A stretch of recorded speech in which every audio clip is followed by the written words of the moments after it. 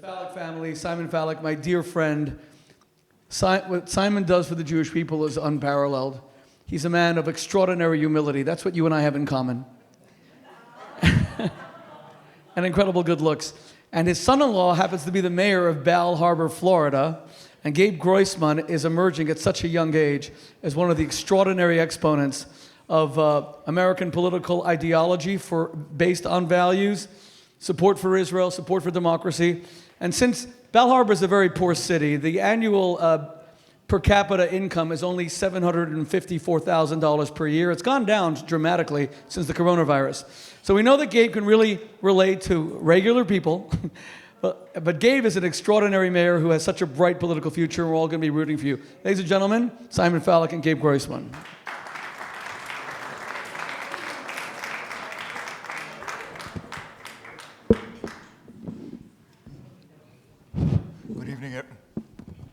Good evening, everyone.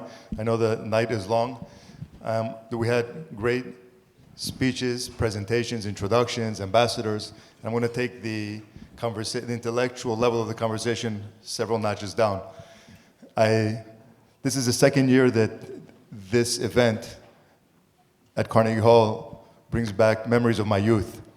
So last year, I was the entertainment here. I was playing the accordion here because my father, Zichron Livracha, dreamed for me to play in Carnegie Hall. Not that I was worthy of it, but I was invited to play. And in Miami Beach, growing up in Miami Beach with the ambassador, with the Poter family, the Tammy Friedman, growing up in Miami Beach, Tuesday, everybody who grew up in Miami Beach, people knew that in Miami Beach Auditorium, Tuesday nights was boxing night and Wednesday night was wrestling night. Almost every Tuesday night, I used to go with my father to the Miami Beach Auditorium and watch the boxing matches. And then when I became a teenager, I mentioned to you before, I joined a boxing gym.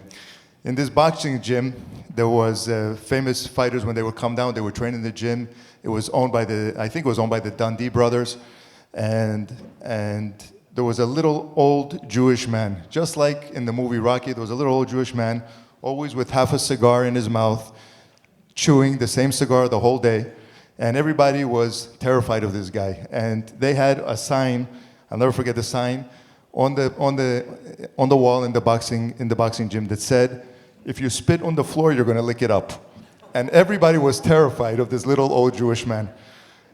Of course, I trained there, and he put me in a ring with one of the sparring partners from the other guys. The guy let me last a round and a half, broke my nose, and that was the end of my boxing career. So you would think that I'm here to introduce the champ, but I'm not introducing the champ. I'm introducing another champion and a prize fighter, Judge Jeanine Pirro.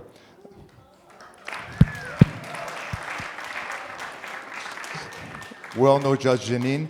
Judge Jeanine is a daughter of Lebanese immigrants with many accomplishments here as a prosecutor, as a judge, and has a great show on Fox, has been on Fox for over a decade. And we probably can't even imagine the amount of hate mail that she gets taking the positions that she takes, standing up for many issues, but especially issues that are close to us, Israel and anti-Semitism. So my mother was supposed to be here to introduce the judge, but she couldn't make it. And with that, I'd like to introduce Judge Jeanine Pirro, a real champ and prize fighter of Israel and the Jewish people. First of all, I'm very humbled by this. I know the hour is late, and I'm going to have to take on Evander Holyfield before the night is over tonight because I'm the fighter that I thought he was introducing you. But that got a big laugh, didn't it? All right. I believe in Israel, and I believe in the state of Israel. Thank you. It is etched in my DNA. My mother, Esther, and my father, Nasser, met in Lebanon. And they were there at the time that the state of Israel was created in 1948. And my mom's family was political, and they helped people come into Israel, and they protected them on their way in. So you see, it is etched in my DNA. But more than that, it is really the words of Isaiah in 1:17 when he talks about the cornerstone of ethical Judeo-Christian values, that the Jewish values were meant to, 1, seek justice, 2, correct oppression, 3, bring justice to the fatherless, and 4, plead the widow's cause, Isaiah 1:7. And that's what I did for 32 years as a prosecutor. I fought for the underdog. I fought for the person who couldn't make themselves safe. I fought for the person who went to bed in their own bed and became the victim of unspeakable torture and abuse. I fought for the victims of hate crimes. I fought for a hate crime law. I started the first domestic violence unit in the nation. I started the first internet pedophile sting operation in the nation with a 100% conviction rate. I fought to make sure that the elderly weren't conned out of the last pennies that they had at the end of their years. So if you see, for me, fighting for the underdog has been my mission.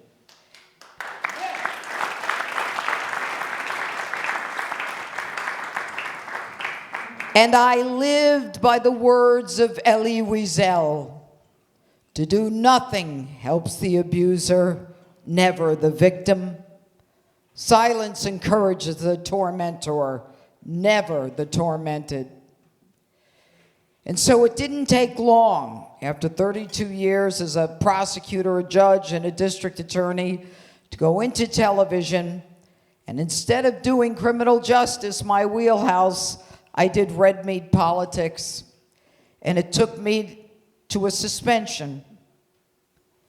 I didn't like Ilhan Omar, and I didn't like the way she was talking about Israel and the Jewish tropes and the Benjamins and the fact that that God needs to recognize the evil that is Israel. I didn't like that she supported the BDS movement. I didn't like that she said that the Jewish congressmen and women in Washington had dual loyalties. And so I spoke up.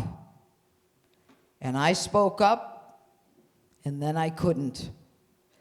But people in this country stood up for me. People that I never thought were even listening stood up for me. But it wasn't for me. It was for America. It was for our Judeo-Christian values. It was for who we are as a nation, who we ally with in the Middle East, the only democracy in the Middle East, Israel. Who we decide and who we can rely on in this world where hate is hate, and hate leads to violence, violence leads to retaliation, and retaliation leads to community and world unrest.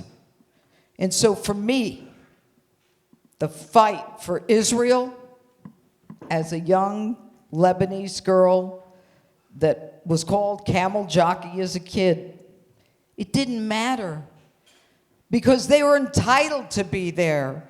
They had a right to be there. God gave them that right. And after 2,000 years of being persecuted, it was time to end the persecution. I have worked with a lot of people in the military, both in my job as the district attorney and in my job now, and my friendship with the president.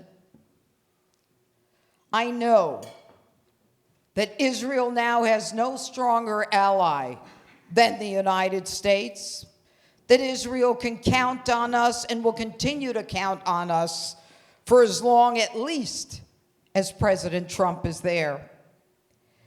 And I have spoken before friends of the Israeli Defense Forces, and I know many of the colonels and commanders in the IDF, and I know that in every IDF commander's office is a photograph of a flight of Israeli fighter planes in formation with the Star of David on that plane. And those fighter planes in formation are buzzing 50 feet above Auschwitz, above the crematoria, the earth shaking with the sound of the fury. But it wasn't just the breaking of the sound barrier by the fighter planes painted with the Star of David. It was the roar of 6 million holy souls rejoicing and shouting triumphantly, Yam Israel High, Am Yisrael High.